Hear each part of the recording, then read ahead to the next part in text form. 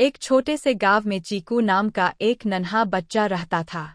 चीकू बहुत ही शरारती और जिज्ञासु था। उसे हमेशा नई नई चीजें खोजने और नई जगहों पर जाने का शौक था।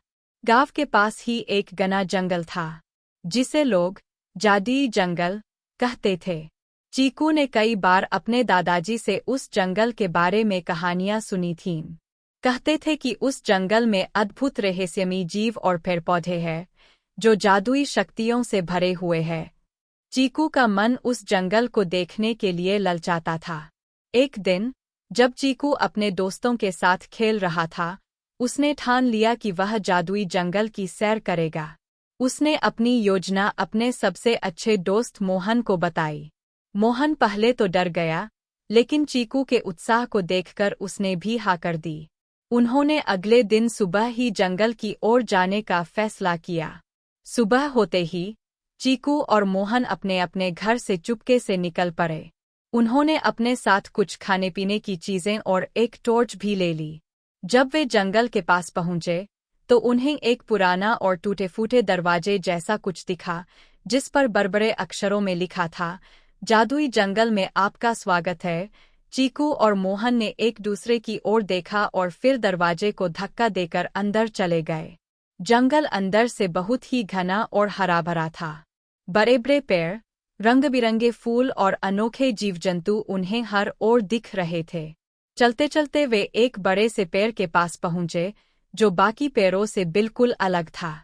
उसकी शाखाएं सोने जैसी चमक रही थीं, और पत्तियां मोती जैसी जगमगा रही थीं। चीकू ने उसकी एक पत्ती को छूने की कोशिश की, तो पेड़ ने अचानक से बोलना शुरू कर दिया, कौन हो तुम लोग और यहाँ क्या करने आए हो? चीकू और मोहन पहले तो डर गए, लेकिन फिर चीकू ने हिम्मत करके कहा, हम यहाँ इस जादुई जंगल को देखने आए हैं। हम सुनना चाहते हैं कि इस जंगल में क्या-क्या रहस्य छुपे हैं। पेड़ ने मुस्कराते हुए कहा, अच्छा, तो तुम लोग साहसी बच्चे हो। मैं तुम्हें इस जंगल के रहस्य बताने में मदद करूंगा। लेकिन पहले तुम मेरे पास रखे इस जादुई पानी को पी लो। यह तुम्हें जंगल में सुरक्षित रखेगा।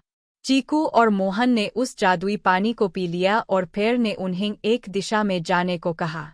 चलते-चलते वे एक ऐसी जगह पहुंचे, जहां चारों ओर छोटे-छोटे चमकते हुए फायरफ्लाइज उड़ रहे थे। उन फायरफ्लाइज के बीच एक छोटी सी परी बैठी हुई थी। उसने दोनों को देखते ही कहा, स्वागत है, नन्हे दोस्तों। मैं इस जादुई जंगल की रक्षक परी हूँ।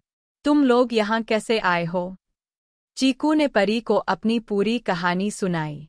परी ने उनकी साहस की तारीफ की और उन्हें जंगल के और भी गहरे हिस्से में ले जाने का प्रस्ताव रखा। परी ने अपनी जादुई छड़ी से एक सुंदर चमकदार रास्ता बनाया और तीनों उस रास्ते पर चल पड़े। थोड़ी दूर चलने के बाद वे एक सुंदर झील के पास पहुंचे। झील का पानी नीला और साफ था, और उसमें ढेर सारी जादुई मछलियां तैर रही थीं। परी ने बताया कि ये मछलियां सच बोलती है, और अगर उनसे कुछ भी पूछा जाए, तो वे सच्चा जवाब देती है। चीकू और मोहन ने मछलियों से कई सवाल पूछे और मछलियों ने बड़े ही मनोरंजक और अद्भुत जवाब दिए।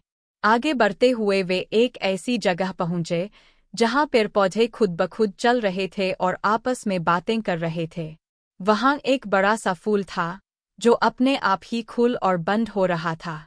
परी ने बताया कि यह फूल जादुई शक्तियों से भरा है, और अगर इसके पास बैठकर कोई इच्छा मांगी जाए, तो वह जरूर पूरी होती है। चीकू और मोहन ने उस फूल के पास बैठकर अपनी अपनी इच्छाएं मांगी। चीकू ने अपने परिवार और दोस्तों के लिए खुशियों की इच्छा मांगी, जबकि मोहन ने जंगल में आने वाले सभी जीवों के लिए सुरक्षा की कामना की। जंगल के अंदरूनी हिस्सों में जाकर उन्होंने एक अनोखे पेड़ को देखा, जिसके फल सोने के सिक्कों की तरह चमक रहे थे। परी ने बताया कि यह पेड़ सौभाग्य का प्रतीक है, और इसके फल केवल उन्हीं को मिलते हैं, जिनका दिल साफ और नेक होता है। चीकू और मोहन को यह जानकर बहुत खुशी हुई कि उन्होंने ऐसे अद्भुत और रहस्यमयी जंगल का अनुभव किया। समय बीतता गया और शाम होने लगी। परी ने चीकू और मोहन को वापस गांव की ओर लौटने का इशारा किया। चीकू और मोहन ने परी और जंगल के सभी जादुई जीवों को धन्यवाद कहा और उनसे विदा ली। परी ने अपनी जादुई छड़ी से फिर से एक चमकदार रास्ता बनाया और उन्हें सुरक्षित गांव के बाहर तक पहुंचाया। गांव पहुंचते ही चीकू और मोहन ने अपने दोस्तों और परिवार वालों को जंगल के अद्भुत अनुभव के बारे में बताया। सबने उनकी बातों को ध्यान से सुना और उनके साहस की तारीफ की। चीकू और मोहन का दिल इस जादुई अनुभव से भर गया था और वे जानते थे कि उन्होंने एक ऐसा रहस्य जान लिया है जिसे वे हमेशा के लिए संजो कर रखेंगे।